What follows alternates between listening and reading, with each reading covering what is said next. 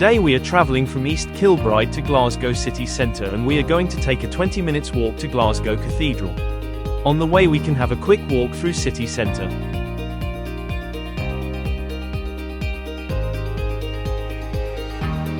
The main entrance is on the north side of the cathedral, the side you face as you walk up from the cathedral road grounds. This is the principal public entrance today. Saint Mungo is the founder and patron saint of Glasgow, 6th century. The city literally grew around the religious community he established here, which is why the cathedral stands on this spot.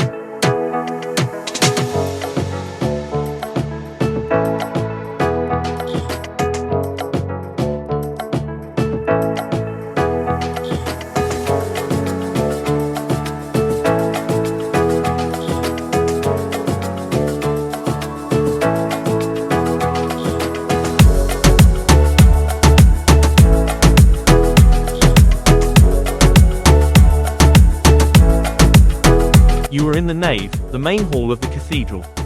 This is the largest and most open space, where ordinary people gathered for worship. In medieval times, this space was for congregational worship, for processions and sermons, a place where townspeople experienced the church together. Unlike the choir, this area was open to everyone, not just clergy. High vaulted ceiling. The tall stone vaulting lifts your eyes upward, a deliberate design to inspire awe. Suggest the presence of God above.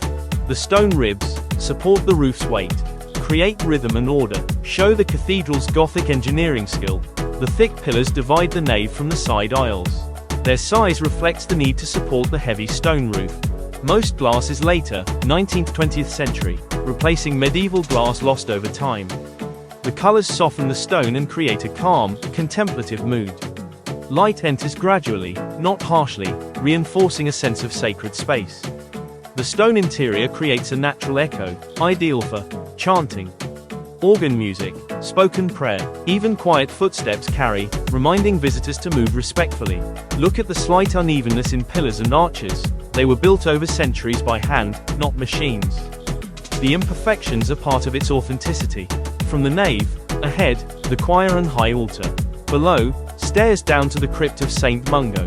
Behind you, the great west window. We're standing now in the main prayer hall, the heart of the cathedral. Take a moment to notice the height of the stone arches and how the space feels cool and quiet. Now, if you look ahead toward the altar, I'll guide you up to the upper church. We're going to move to the side of the hall. Either side is fine, and you'll see a narrow stone staircase built into the wall. Watch your step as we climb. The stairs are worn smooth from centuries of use. As we go up, you'll notice the light changing. It becomes brighter.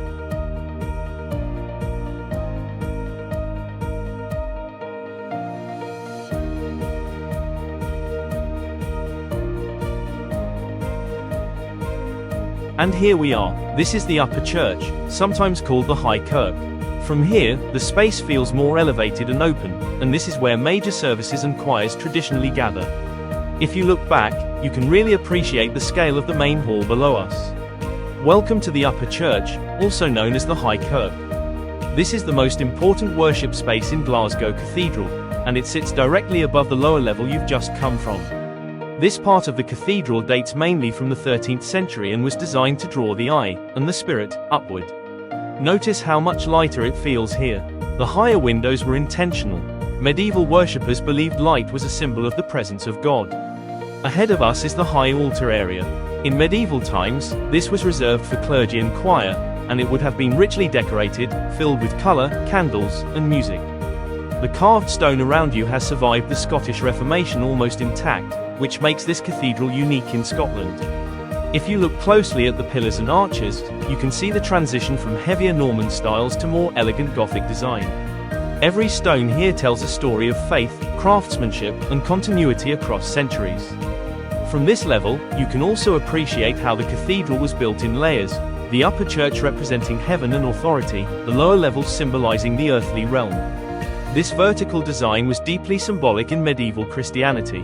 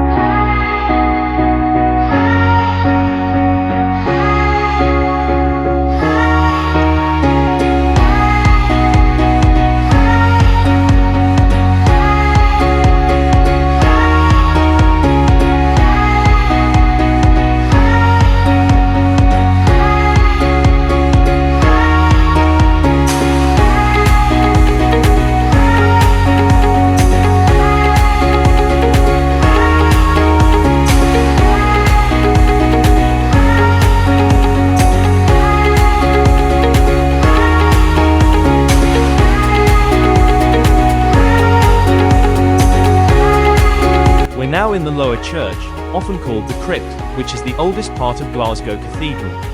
Most of what you see here was built in the 13th century, and this space has been used for worship almost continuously for more than 800 years. The cathedral is built on a steep hillside, and instead of leveling the ground, medieval builders constructed the church in layers. The lower church forms the foundation of the entire cathedral, supporting the upper church above us. You'll notice the rows of massive stone pillars dividing the space. These pillars were designed to carry the enormous weight of the building overhead. Their simple, heavy appearance reflects the serious and sacred purpose of this area. The most important feature here is the tomb of St. Mungo, also known as St. Kentigern, the founder and patron saint of Glasgow. His shrine made this cathedral one of the most important pilgrimage sites in medieval Scotland. Pilgrims would come from all over to pray here, believing St. Mungo had healing powers. The low light, cool air, and quiet atmosphere were intentional. Medieval worshippers would experience this space as deeply spiritual and reflective, a place set apart from the everyday world above. Remarkably, even after the Scottish Reformation, when many churches were destroyed or stripped of decoration, this cathedral survived largely intact. That's why Glasgow Cathedral remains one of the best preserved medieval cathedrals in Scotland today.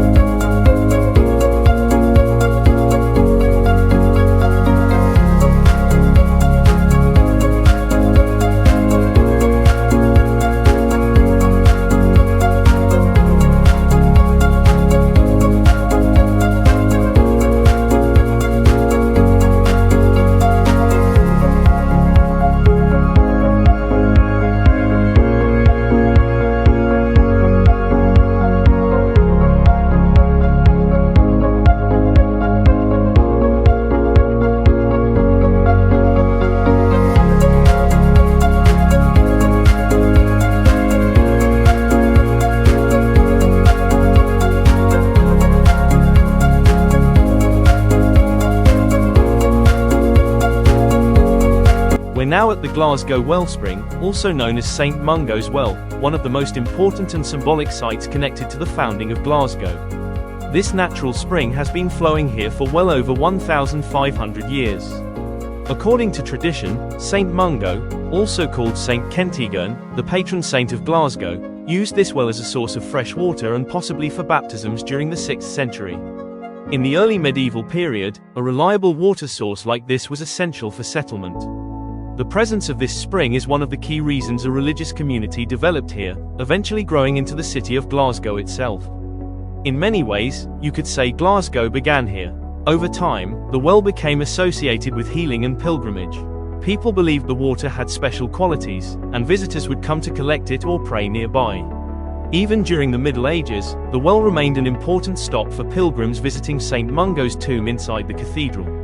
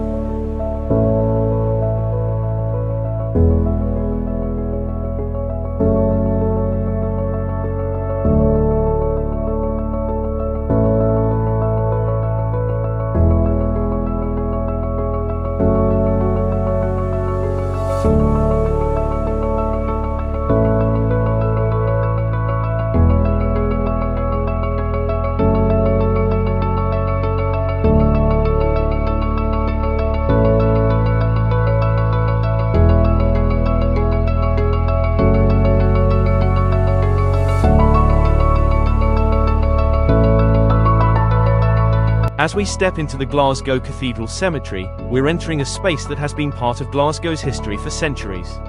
This cemetery surrounds the cathedral and was historically known as the High Church burial ground.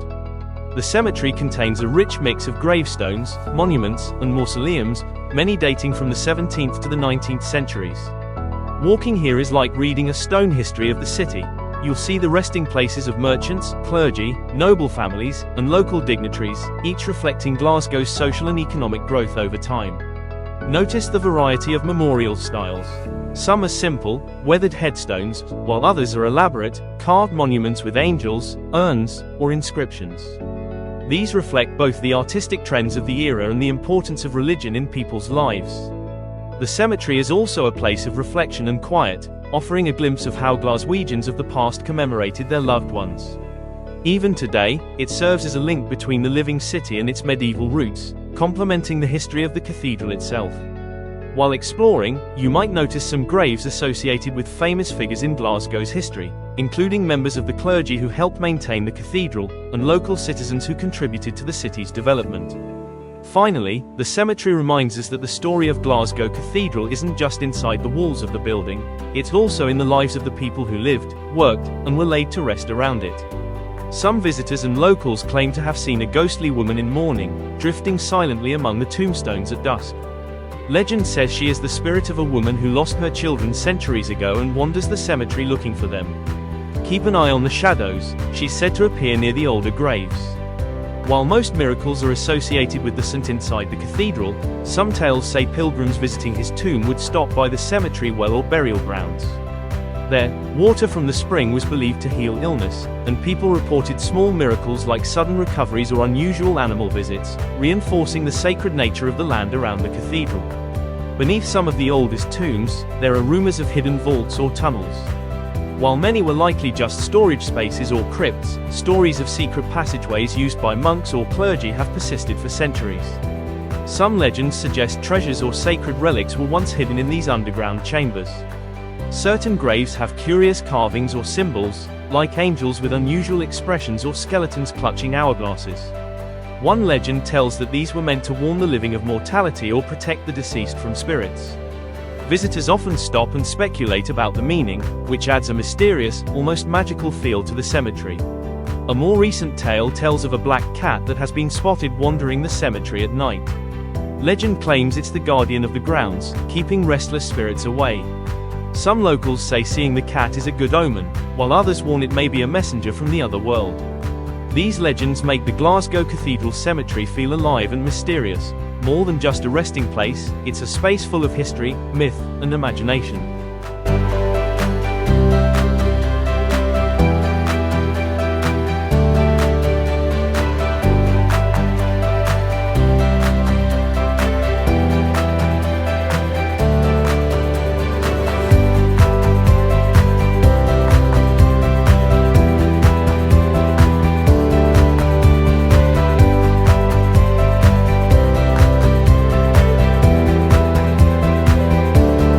We have come to the end of our tour to Glasgow Cathedral, and I hope to present you with another amazing place with my next video.